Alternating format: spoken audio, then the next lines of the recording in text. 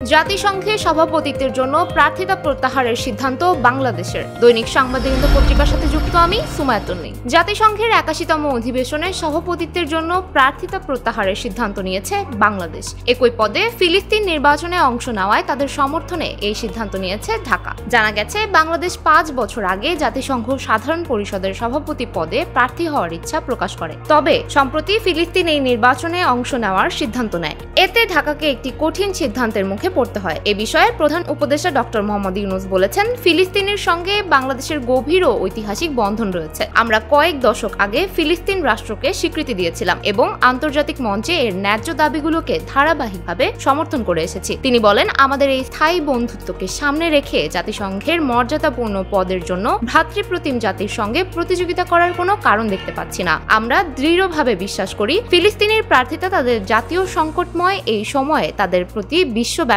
সমর্থন আরো সুসংহত করতে এবং তাদের চলমান সংকট বন্ধ করতে আরো সাহায্য করবে। আমরা আশা করি তাদের সাফল্য এবং তাদের নেতৃত্ব বিশ্বব্যাপী তাদের লক্ষ্যকে আরো এগিয়ে নিয়ে যাবে। বাংলাদেশ জাতিসংঘে অবদান রাখার জন্য প্রতিশ্রুতিবদ্ধ এবং অদূর ভবিষ্যতে রাষ্ট্রপতি হওয়ার ইচ্ছা পোষণ করে বলেও উল্লেখ করেন প্রধান উপদেষ্টা।